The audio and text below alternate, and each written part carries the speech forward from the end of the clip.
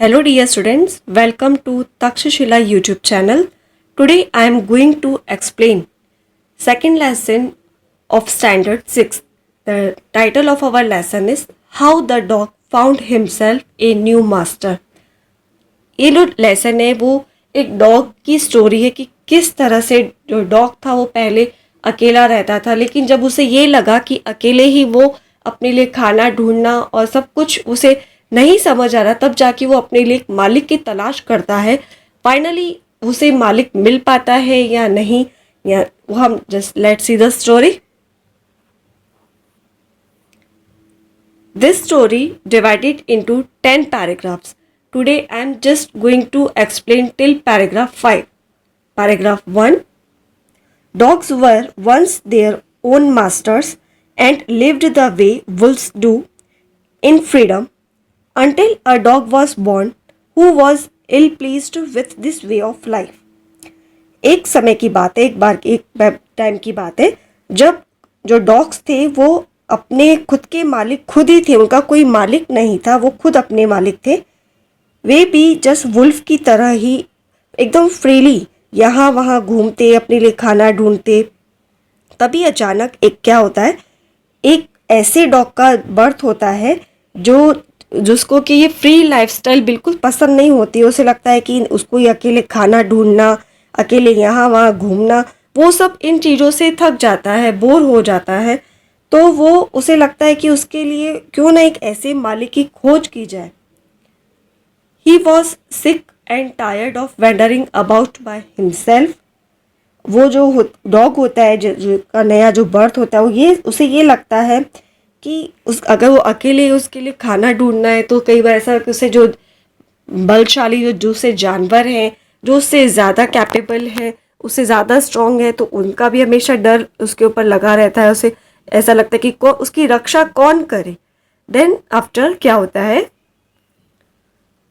he himself looking for food and being frightened of those who were stronger than he. तो वो अपने लिए खाना भी ढूंढे और उन जानवरों से अपना बचाव भी करे जो उससे ज़्यादा स्ट्रॉन्ग है. Then he thought it over and decided that the best thing for him to do was to become the servant of one who was stronger than anyone on earth, and he set out to find such a master. और जब ये विचार उसके दिमाग में आते हैं तो वो निश्चय करता है, डिसाइड करता है कि इससे तो अच्छा ये है कि वो क्यों ना अपने लिए एक मालिक ढूंढ ले, वो किसी का सर्वेंट बन जाए और ऐसा कोई आदमी जो इस अर्थ पे सबसे ज़्यादा स्ट्रॉन्गर है उसका वो सर्वेंट बने, वो उसे अपना मालिक बना ले. Then after he walked and he met a kinsman of his, a big wolf who was as strong as he was fierce. वो चलता है, आगे चलता है और एक अपने ही जाति के, अपने ही तरह दिखने वाले, रिलेटेड टू हिज फैमिली, जो wolf is the one creature of dog या wolf, both are the similar, both are belonging from same family. तो वो रास्ते में उसे एक वुल्फ मिलता है, बड़ा सा वुल्फ मिलता है, दिखने में स्ट्रांग भी होता है, फियर्स यानी खूंखार होता है. Where are you going dog, the wolf asked. और वो जो भयानक सा दिखने वाला जो वुल्फ होता है वो उस डॉग से पूछता है कि तुम कहाँ जा रहे हो. Then I am looking for someone to take up service with.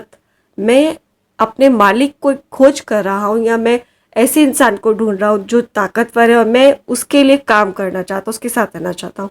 Would you like to be my master wolf. वो वुल्फ उससे पूछता है क्या तुम मेरा मालिक बनना पसंद करोगे. I don't see why not, the wolf said. तो वुल्फ जो है उसकी बात को सुन के मान लेता है, उसकी बात से एग्री हो जाता है. एंड दिस एग्रीड अपॉन, वो उसकी बात को मानता है, उसे अपना सर्वेंट बना लेता है. The two of them went on together. वो दिन से वो दोनों साथ साथ घूमते हैं. Then after they walked and they walked.